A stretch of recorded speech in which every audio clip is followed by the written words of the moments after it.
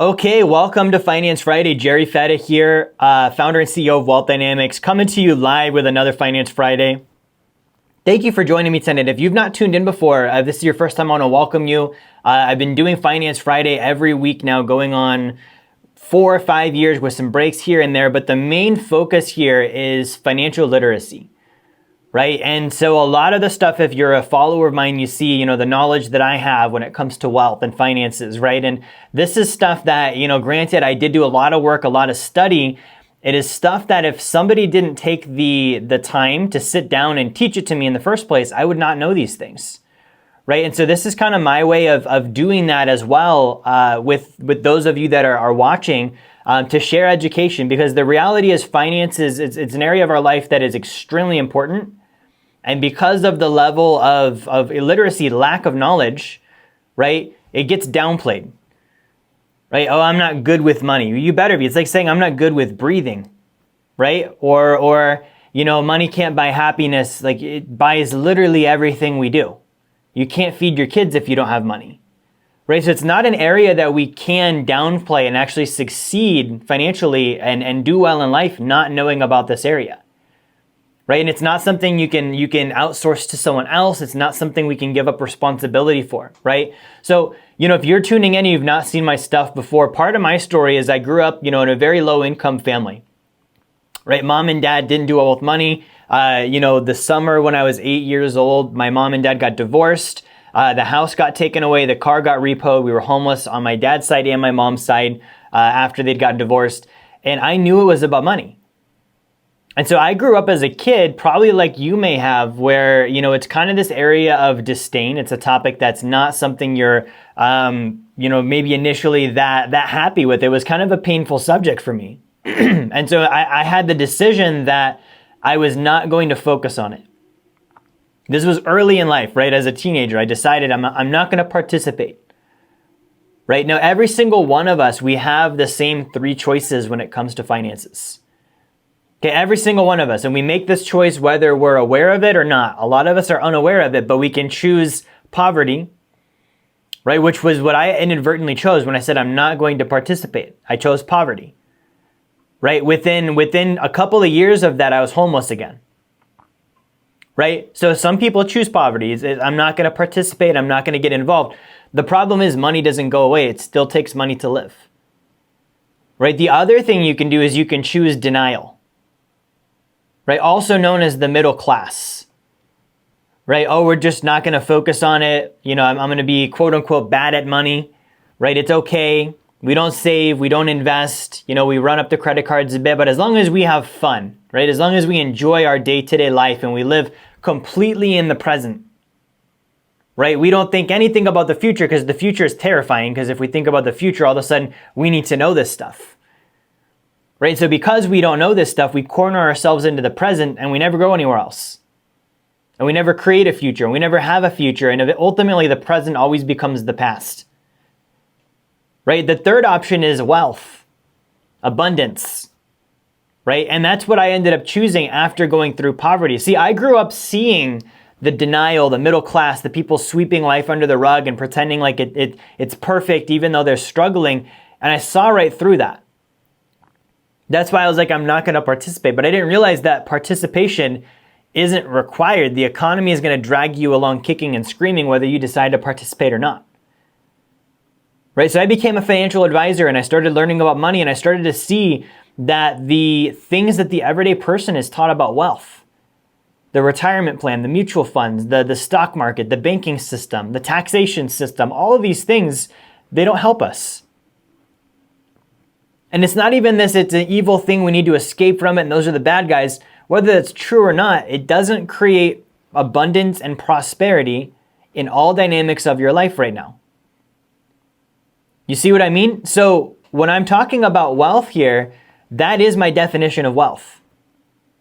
Right? It's abundance and prosperity in all dynamics of life.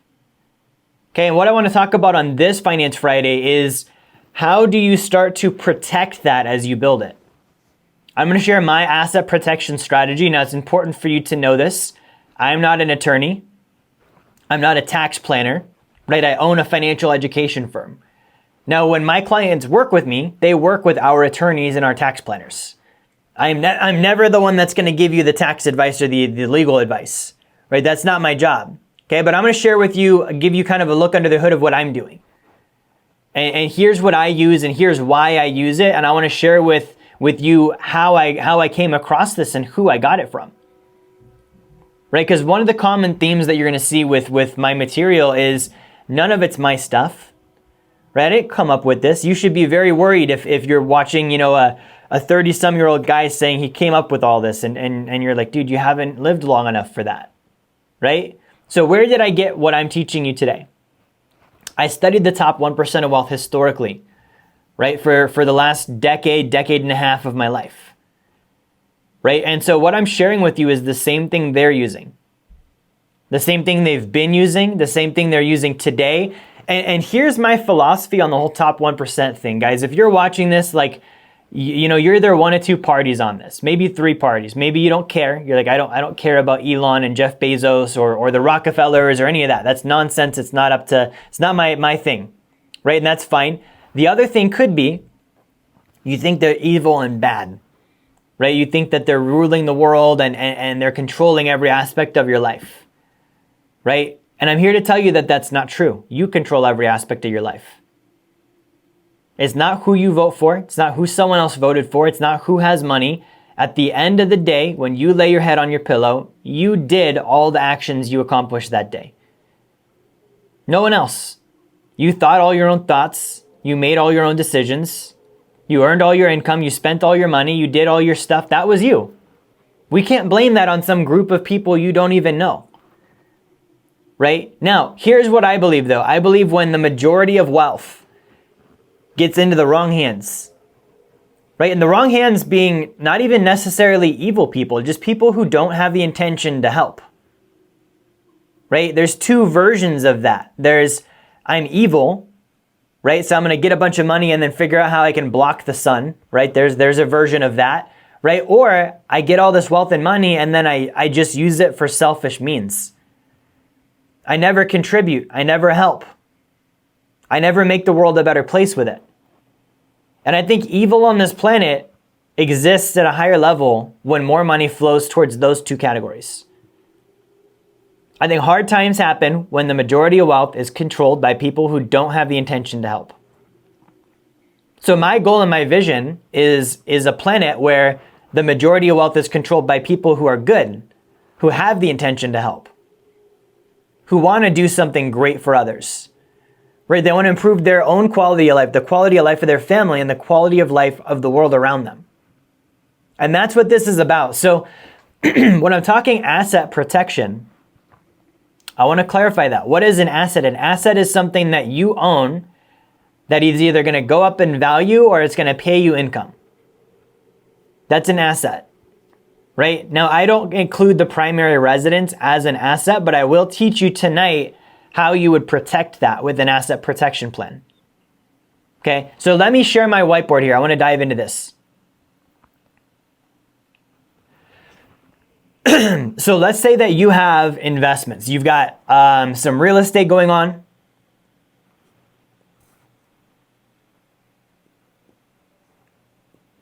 Right? You've got some rental properties. Let's say this one's your primary. That's where you live. Right? You've got some rental properties. You're playing a little bit of Monopoly there. Maybe you're doing seller finance real estate like I talk about. And you're doing this in a way where you're building up wealth. You're building up passive income. Okay? So the first question I would have for you is, why are you doing this? Right? And ultimately, like whenever I talk with people, it's a couple of reasons. I want to improve my own quality of life. Right? I want more time. I want to travel. I want to experience things. I want to live a higher standard of living. Right? I want to improve the quality of life for the people that I love. Right? I want to do things with them. Right? Doing all the traveling and stuff is cool, but it's not as cool if you're alone, if you can't bring friends and family. Right? So I want to have that figured out. I want to plan for that. And then I want to, a lot of people call it give back. Right? I want to give back, which I just call it improving the quality of life for the world around me. And the reason I don't call it give back is because that makes it sound like I took something that wasn't mine and I'm giving it back. right? I don't believe that. I think the way we communicate about money has a lot to do with our thoughts about money. So I don't use the phrase give back, right? I just use the phrase give. Why put a back after it? Just give, right? So we have this going on. We want to build wealth so that we achieve those three things. Quality of life for myself, my loved ones, the world around me, right? And I want to do that from a standpoint of responsibility, right? I teach that you should be knowledgeable about money. You, not someone else, should be responsible for your finances, and you should retain control over your finances. You will never see me tell you to give control to someone else. Oh, just let Wall Street have it till you're 60. Oh, just deposit it in the bank and hope that for the first time ever they do the right thing. Oh, just overpay on your taxes so you get a refund at the end of the year because, hey, you don't have the discipline to save, so why not give it all to Uncle Sam? Right? You'll never see me tell you to do those things. Right? What I'll tell you is I'll say you need to follow the triangle of wealth. You need to earn active income. You need to save, right? Go up to 40%, and you need to invest. Right? And I won't get into what to invest in tonight. We've covered that on a couple previous courses. I want to talk to those that are starting the investing game. Or if you're in it now, you've been doing it a while, you've got some properties, you've got some investing happening, right? What do we do then? Okay, so I want to share with you my asset protection strategy that I use personally. And again, don't be a dingus. Don't be like, I watched a YouTube video and now I'm going to go do everything this guy says without any help from a professional, right? I can tell you about a root canal I got. Doesn't mean you should go do it for yourself, right? If you need help on this stuff after you're learning about it, reach out. Say, hey, I want to get more information. I want more education. I want to work with a professional team, right? Because here's the thing. The asset protection plan and the legacy plan and the estate plan, all the stuff I'm going to share with you about tonight. This is one of the top two most important financial structures in your life, in your world. Okay, so back to my whiteboard. You're going to have, and I'm going to divide this into two. You have your own economy. Your own economy. Right? On one side of it, you're going to have banking. Okay? On the other side of it, you're going to have organization.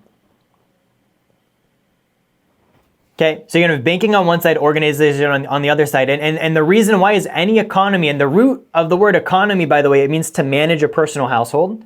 So I want you thinking with that definition. Any economy has a banking system. A country has a banking system.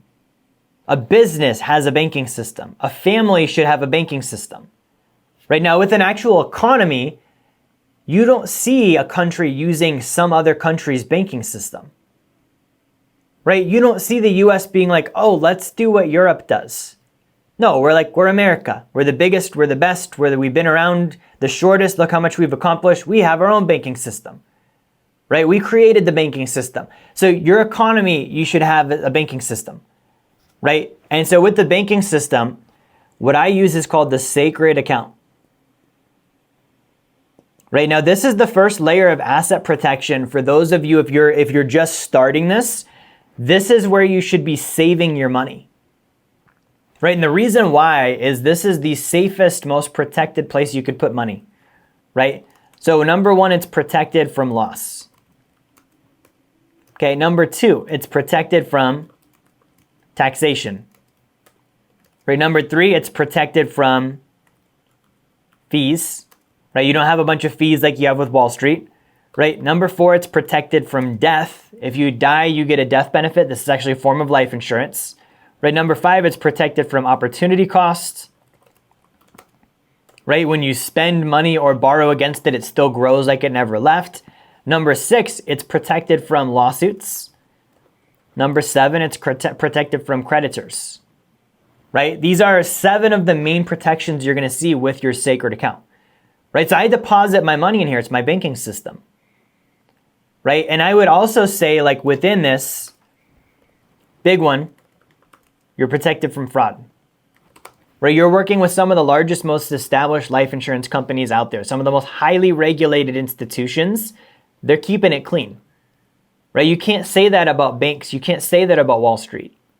Look at how many, and this I'll go ahead and give you the term here, right? If you Google high early cash value dividends paying whole life insurance, right? If you Google that, you could also just Google sacred account, right? The sacred account. That's why I call it the sacred account, by the way, is I don't want to say high early cash value dividend paying whole life insurance every time I want to talk about it, right? But this is where I would be saving my money in my asset protection strategy, right? There's not a more safe place I can put my dollars. Okay, so this is the first layer. Now, as you start to build this, you've got your banking system happening. You can open many of these, right? I've got several of these open now, and I'm continuing to open them, right? Now, the next part you're gonna have is you're gonna have financial organization. Okay, so at the very top of this, you are going to have your family trust. Okay, your family trust. Now, there's a lot of confusion about what a family trust is. There's a couple functions of a family trust. So a trust is a private document, right? It's kind of similar like if you were setting up a business, like an entity, right? Except for a trust, you're doing it privately. It's not a government regulated entity. It's not going to get reported on a public level. It's typically very private, right? So that trust is going to do a couple of things. That trust is going to put the possession of your assets under the trust so that you own nothing but control everything, right? Super important. That's one aspect of it, protection, okay? Another aspect of it is trusts avoid probate. So if you didn't know this, when you die, if you have a will or you don't have a will, it doesn't matter. Your assets are going to go through what's called probate. Probate is basically like a court process where they look at what do you have, they account for all of it, right? They make sure it goes to the right people. If you have a will, they put it to whoever was in the will. If you don't, the state decides who gets it. But here's the problem with probate. It's up to 15% of the value of your assets on average, right? 15% in probate costs. Meaning if you have a $10 million estate, your kids, your grandkids, your heirs, your beneficiaries, they would pay on average up to $1.5 million in fees to settle your estate in probate. So having a trust avoids that. Okay, the other thing is probate on average takes at least 18 months. It's about an 18-month process. During those 18 months, your assets are frozen. Nobody's using them. It's not something that can be touched, accessed. Your kids can't have it. Like it's off limits till probate's done. Right? It's very time consuming. It's very expensive. The third thing that happens, all of it becomes public information. Right? All of your assets, everything becomes public information. Right? So your privacy is gone. Your anonymity is gone. 15% of what you built is gone. 18 months of time have passed, right? And I'm not even talking about the 18 months of like, oh, your family can't have the money you've built up, because I don't necessarily agree with that, right? I want to talk about that before I wrap up today. I don't think the point of your estate is to, have your kid hit the lottery all of a sudden. I think that's actually how you ruin someone's life, right? But what I'm talking about here is 18 months, that could be 18 months of growth. 18 months of that asset you've built for your loved ones and your legacy growing bigger, and it's not because it's locked away in probate right now. The most expensive thing that's happening is that 18-month wait, because if you're making a 15% return per year and you're tied up for a year and a half, right, that's 20-something% growth you just lost out on, plus the 15 you paid, right? So you have this family trust set up, right? Now you want to do this obviously through an attorney. And there are specific states you'd set these up in. Mine is in Nevada, right? That's a special for asset protection, right? But you have your family trust, right? Now, the part of this that is focused on legacy, right? And I want to talk about this on this Finance Friday. We'll talk about the asset protection a little more in depth on another one, right? This is your family policy. When I say policy, I don't mean like insurance policy. I mean like the rules. right? What are the rules of your family's wealth, right? You're creating a legacy. They're intended to be stewards of that legacy, right? And if you don't do this correctly, what you believe is a legacy will quickly become a liability. Okay, you just go research how many NFL players go broke immediately after they retire from the NFL because they got a bunch of money and they didn't learn what to do with it. How many people who win the lottery are in poverty just 3 or 4 years later because they get a bunch of money and they don't know what to do with it? How many times have you heard people say money changes people? Money ruins people, right? So if all this stuff is happening, why would you be like, yeah, I want to give my child $2 million when I die? No, it's like giving a gun to a baby. You don't want to do that. So here's what you want to do. You want to create family policy. Your trust is the policy. This is the rules. Here's how we use this money. By the way, I'm going to have what's called a trustee, right? A trustee is like my CEO. My trustee. Now I've heard people be like, oh, I made my sister my trustee because it was free. Is your sister a good wealth manager? Is she a CEO? If not, probably don't do that, right? You want to be thinking about your wealth as a family business and as a generational family business, because that's what the Rockefellers have done. That's what the wealthiest families in the world in history have done. You have your trustee, that's like the CEO, right? They're managing all of this. You have family policy, right? The standard operating procedures, right? That's what this is, standard operating procedures. Okay, now here's why I'm so big on education.